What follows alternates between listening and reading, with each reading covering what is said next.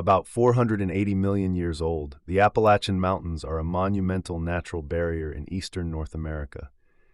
It's a vast landscape that may just hide the darkest of secrets: wild animal attacks, missing people, unsolved deaths.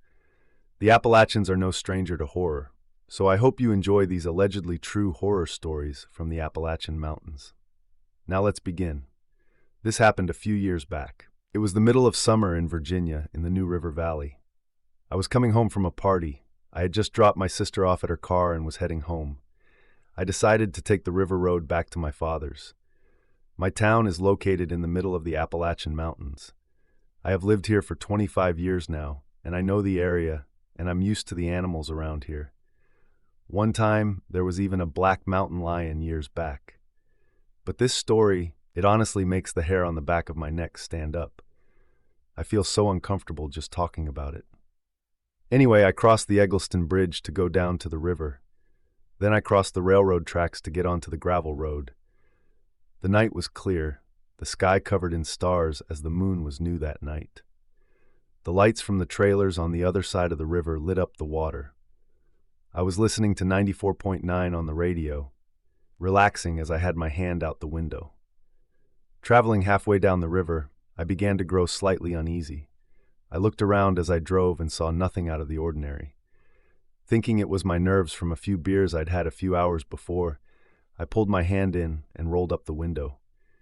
In doing so, a strange fog began to cover the road ahead.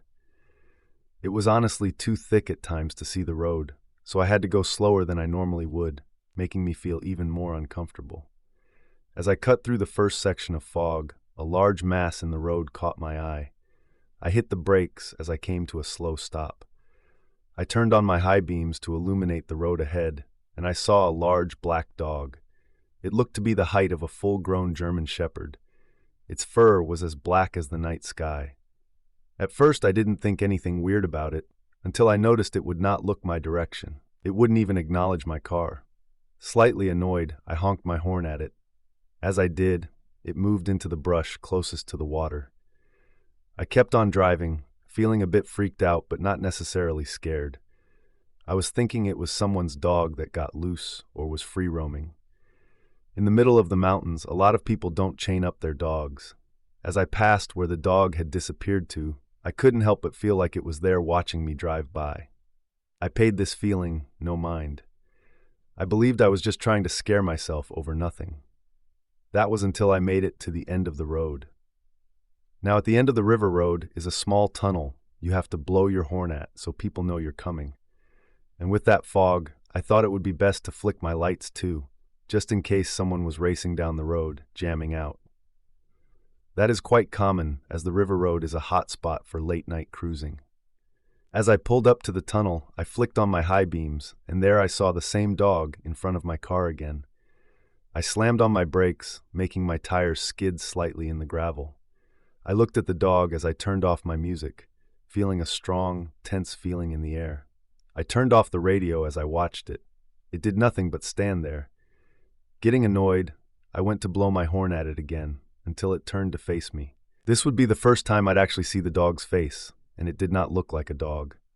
Its eyes were a bright red, its top canine stuck out from its muzzle. I froze, with a heavy feeling of dread washing over me. I was petrified, as if I knew I should not move. I don't know how long I was sitting there, but a call from my sister snapped me out of my trance. Quickly, I picked up the phone and continued to watch the dog. Hello? Hey girl, I was calling to check on you and also to have you tell my girlfriend that I was with you. My sister said over the line as I could hear her girlfriend commenting in the background. It took me a moment to respond as I couldn't take my attention off the creature in front of me. Yeah, you were with me. But, before I could say anything else, her girlfriend screamed at her to get off the phone after hearing my answer. I tried to get her to stay on the line, but sadly she hung up before I could tell her what was happening. I stared at the dog still, and yet it was closer now. I hadn't even noticed it had moved. Quickly I put my car into reverse, ready to speed off if I had to, but it didn't come any closer. It just stood there between me and the tunnel. It tilted its head slightly as if it was curious about what I was doing. It felt like I was sitting there for hours when it had only been 20 minutes. And as quickly as the dog appeared, it vanished into the thicket closest to the river. Once it disappeared, I sped away, not caring about the potholes or the fog blocking my vision. I just knew I had to get away from the river. I had to get away from that dog. Driving down the road, I looked around, trying to make sure whatever that was wasn't chasing me. Once I got home, I took a breather to try to calm myself. It was now 2 a.m. I kept quiet as to not wake my father. I read up on a few things, and I think what I saw was a hellhound.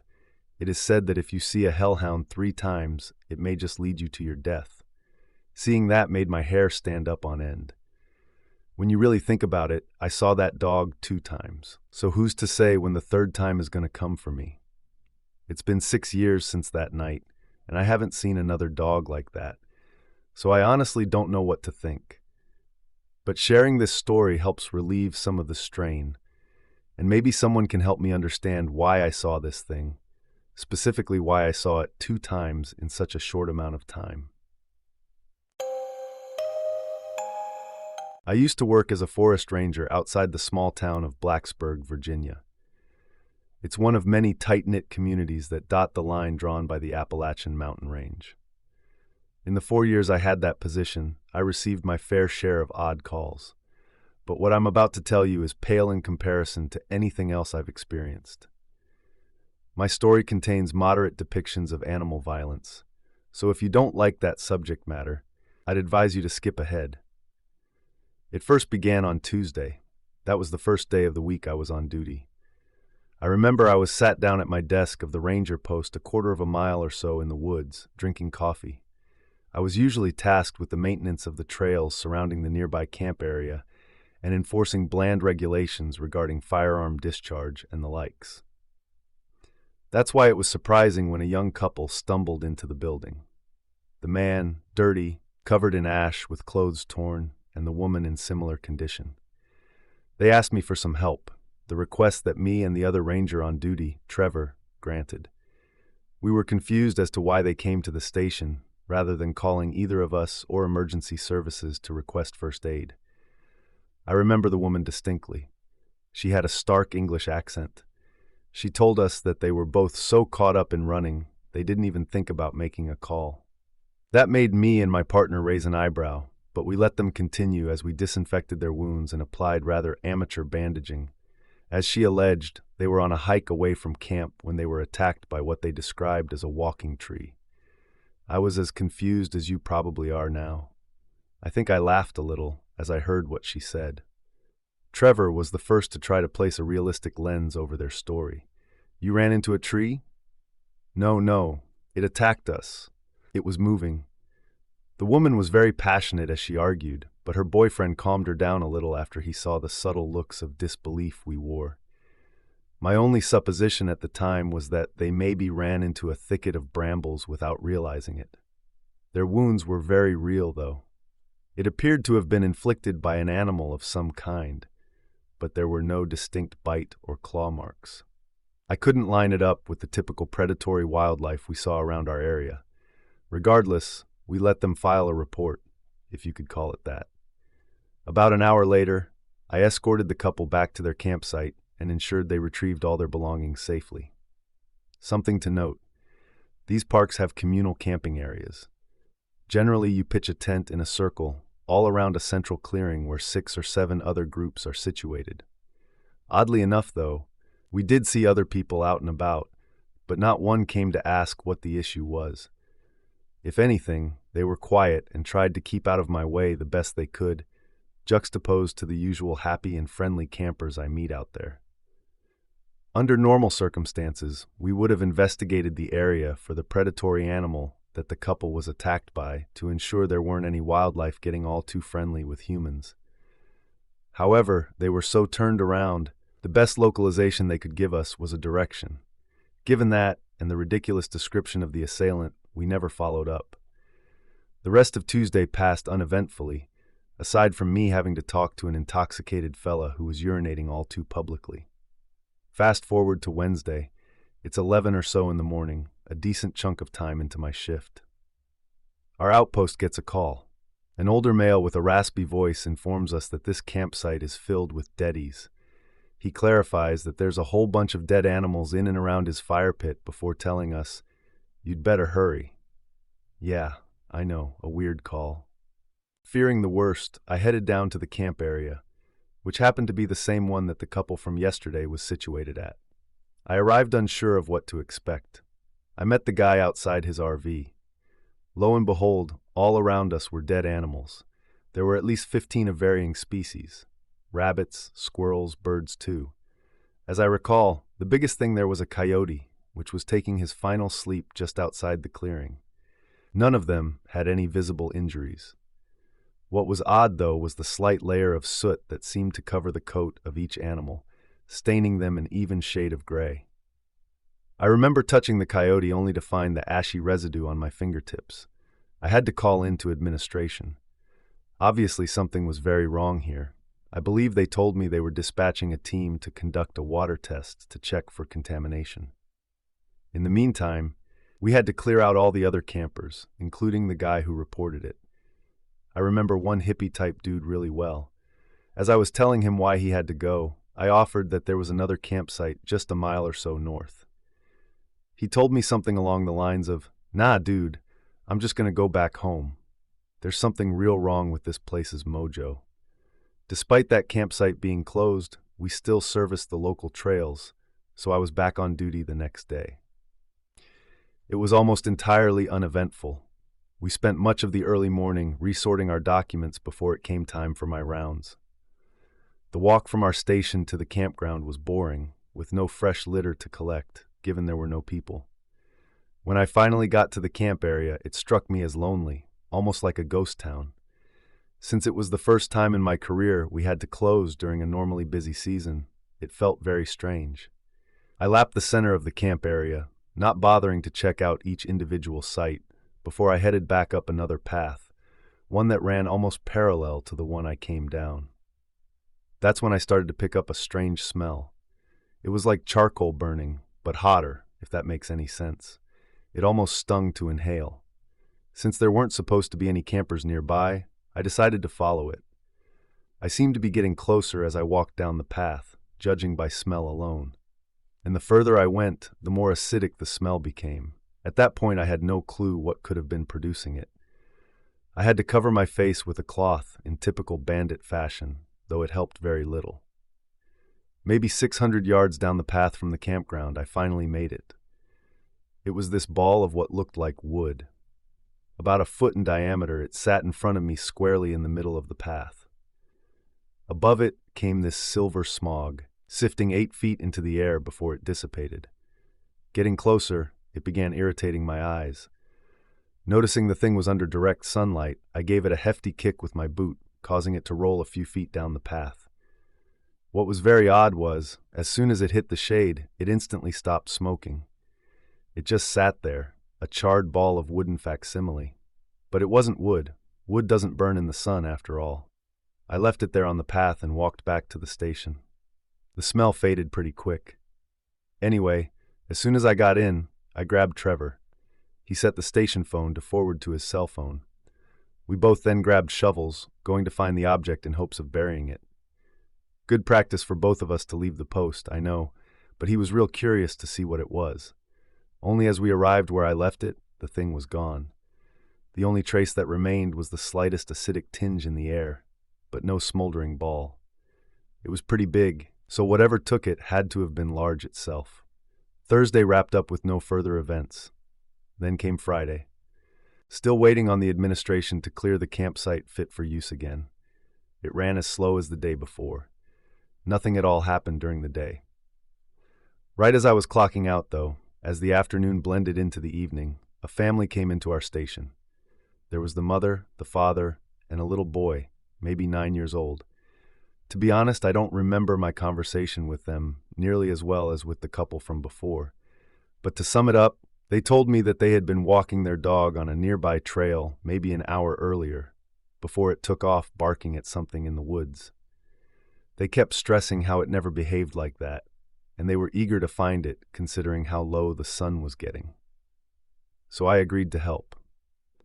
Trevor said he'd follow up with me after the late shift arrived at the post. They told me they lost him about a quarter-mile or so from the station. Yet again, I found myself walking back to the same campsite.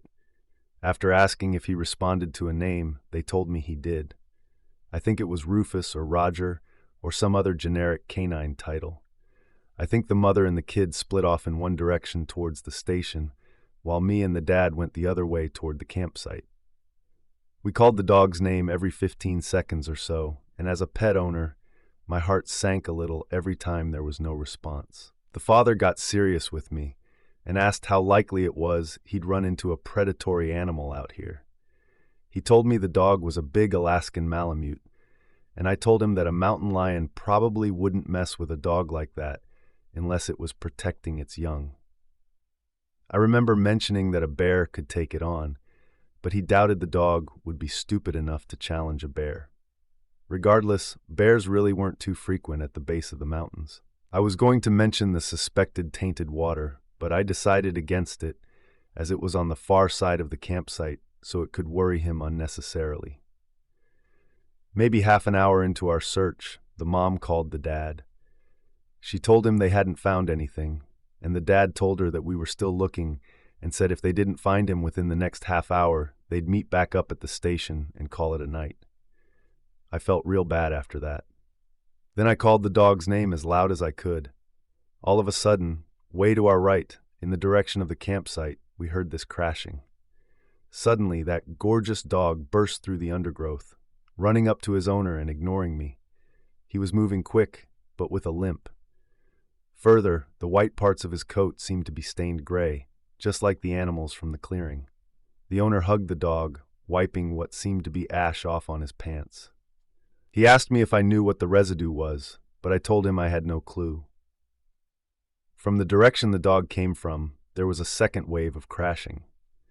It came closer to us and seemed to stop altogether a few feet into the thicket of trees.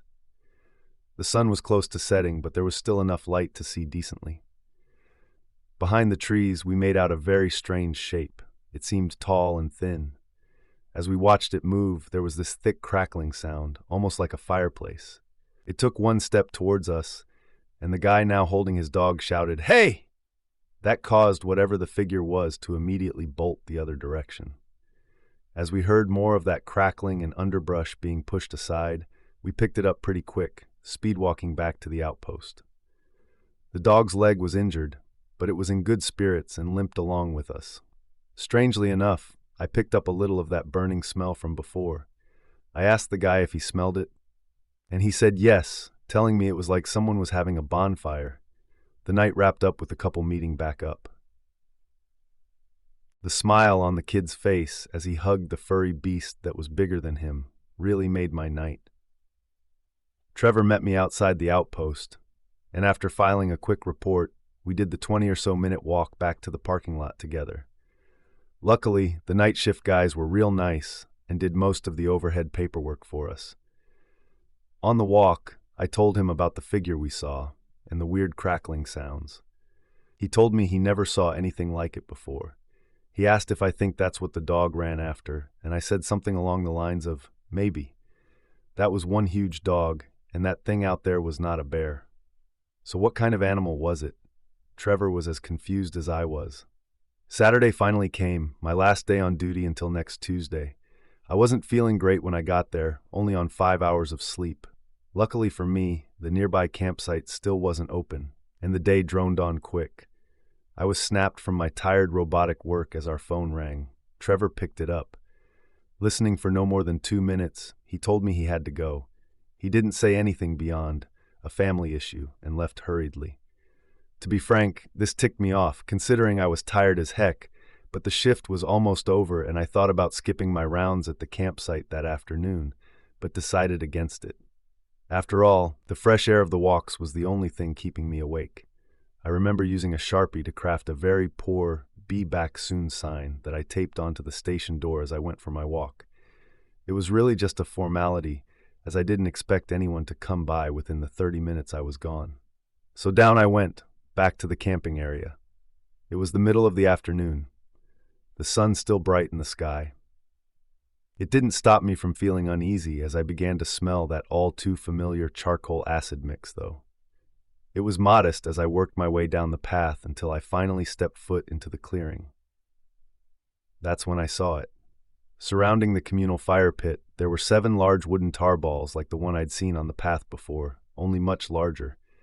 They were all smoldering in the sun. At that point, I was convinced some person was behind it. To what end? I had no idea. I called out into the clearing, slightly muffled by the bandana I had to put back on my face. Naturally, no response from anyone, but dear God, did the air stink. So I decided to do what I did before. I made my way into the clearing and nudged the fuming mounds of wood and black material. It took me a good 5 minutes. I didn't want to touch them, and they were all heavier than the one before. I finally got them all out of the sun and into the shade.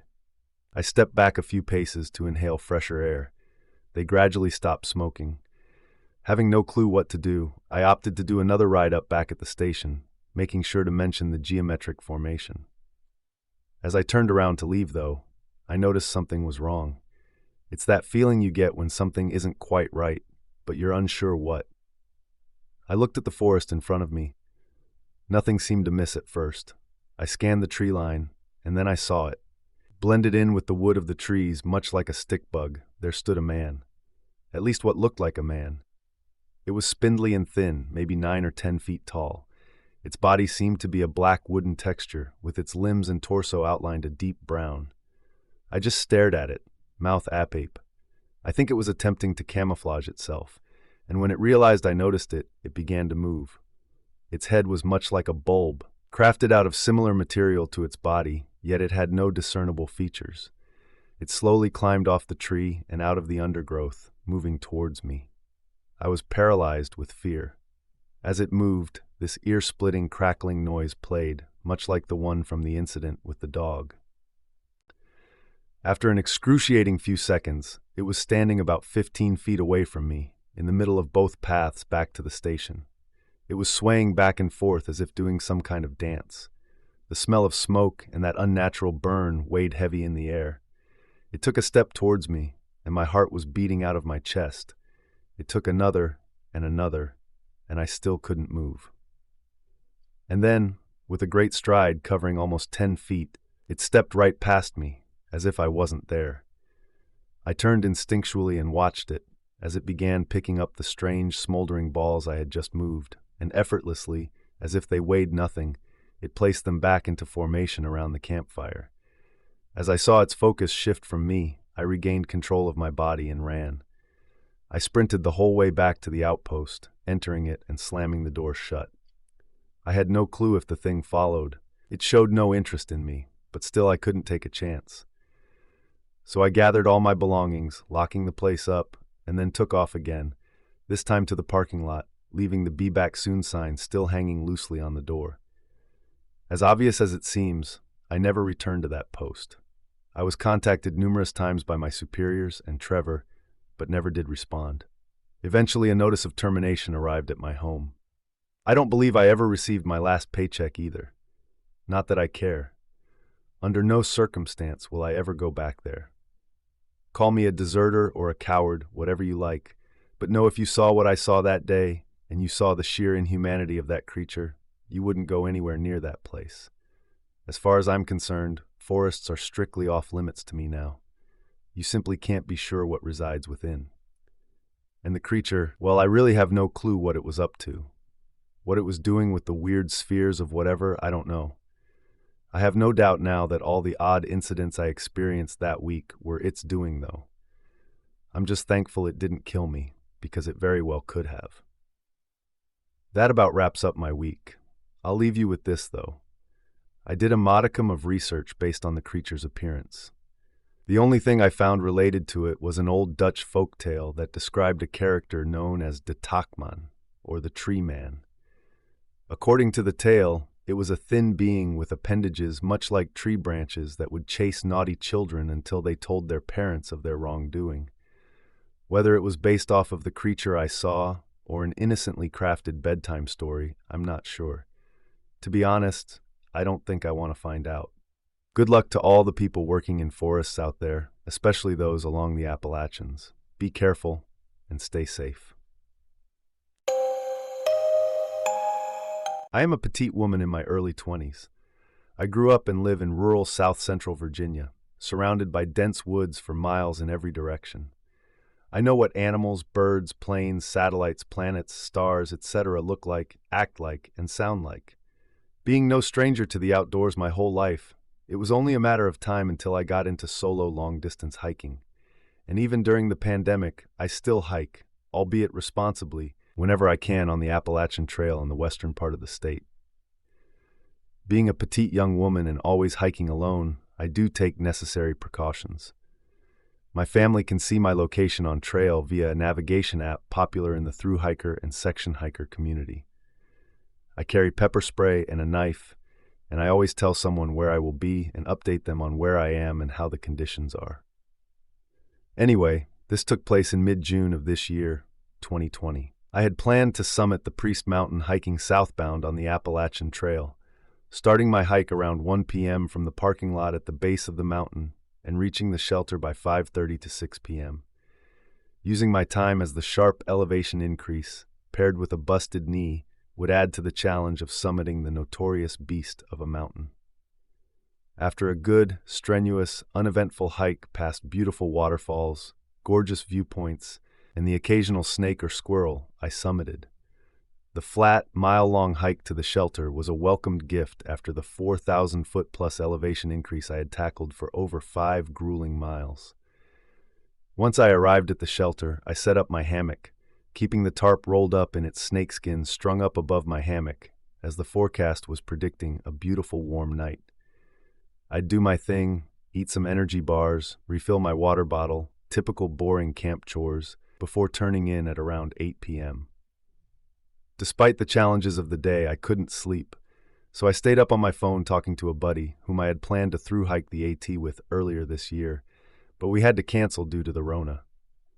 We're texting away, sending funny videos and whatnot until 10 p.m. when I notice a headlamp coming down the side path from the trail to the shelter. Cautious, I hunker down in my hammock and shine my headlamp in the stranger's direction so that whoever was there knew that I was well awake and that I saw them. In the morning, I found out it was a dude who got separated from his group. If I remember correctly, he was a retired cop going by the trail name 50. I watched 50 hang his bear bag in a tree by the shelter and watch him set up his hammock on the opposite side of the campsite. Cool, he's harmless, I think to myself. And this was the case, but the story doesn't involve a person or people. This is about what happens next in the skies above. As mentioned before, I didn't have my tarp set up because it was a beautiful night so I could see the stars and enjoy the nice weather. What I noticed first was that my cell service signal was beginning to act funny around 10:45 p.m. One moment I'd have LTE, then 4G, then 3G, roaming, no signal, and back to LTE. This cycle continued throughout the night until 4 a.m. A moment later was when I noticed it. A few of the stars in the sky appeared to be swiveling and shining very dim, soft spotlights, which didn't reach very far, but it was obvious that these weren't stars. They also weren't airplanes or helicopters. I couldn't hear any audible noise, and I'm 4,500 feet above sea level on top of a mountain, closer to any plane than someone on sea level. Assuming I was tired and therefore seeing things which weren't there, I kept watching, fixating my vision between 2 branches of a tree, watching one of these weird stars do its thing, swiveling back and forth, shining its light. Then all of a sudden, the sky turned bright red, then pitch black. Everything in the sky vanished. The woods went quiet. I attempted to text my mother out of fear that something was about to go down. Mom, I love you. There's something weird going on with the sky. The feeling that I shouldn't have seen what I just saw and that I was unwelcome quickly set in. Being familiar with the woods, I can tell when I've overstayed my welcome, but this was unlike anything I'd experienced in the outdoors before. The vibe I was sensing was mean, hateful, spiteful even. The messages I sent to my mother and to my buddy didn't go through until hours later, as my cell signal was still going through its weird cycle of no service. About 5 minutes later, the sky turned red again and then went back to normal, with one huge difference. Half of the stars in the sky were missing. Not as if they changed positions in the sky. I know how the Earth rotates and changes the locations of stars and planets. I mean, half of the original stars I'd seen earlier were missing. I could still see notable planets, such as Venus, exactly as they were in the sky before this happened. Everywhere in the sky, which had one of those weird swiveling balls of light, was blank. The rest of the night, I felt uncomfortable. So uncomfortable, in fact, that I pitched my tarp and slept with my pepper spray clipped to my sports bra. I could not get my mind off of what I just saw. It was very similar to a phenomenon I'd witnessed weeks before while driving home from the grocery store back home. I happened to look up at the sky, just as a stationary ball of light sped away at a pinpoint. That's the best way I can describe it, like in Star Trek whenever the USS Enterprise goes into warp speed. It was exactly like that. No crazy colors, no weird shapes, nothing like that. In both of these instances, they were unassuming, white, star-like balls of light. Getting back on track the next morning was uneventful. I ran into 5-0's group and we all hiked down the mountain together to our cars in the parking lot below. I refused to mention what I saw the night before until I got home and logged into Facebook to share photos of my hike. Well, the peaceful parts of it. One Facebook group I was in was called All Women, All Trails, and someone had made a post a few days prior asking us about our weird experiences on the trail. This just happened to appear right at the top of my newsfeed, so I shared the story which I have now shared with you, not thinking I would get a response. 30 minutes later, I received an alert that someone had replied to my comment. The woman that replied claimed to live not too far from the Priest Mountain and shared a similar experience she had one night, as she, her husband, and their neighbors were having a bonfire. Granted, they were admittedly under the influence, but the parallels between my story and the experience she shared with me were described by her as weird. Apparently, that night when she, her husband, and their neighbors were having a bonfire, they all saw a bright red light shoot straight up into the sky from the direction of the mountain and felt the same discomfort I experienced. Interpret this how you will. I have nothing to gain from lying to strangers on the internet. I feel it's my duty to the hiker community to share my weird experiences in the Appalachian Mountains. I'm not the first, nor will I be the last person to experience something weird, and this isn't even as insane as what other hikers have admitted to seeing or experiencing. If anyone else has experienced something weird on the Appalachian Trail, specifically in the Alto Wintergreen Resort area, please share your story.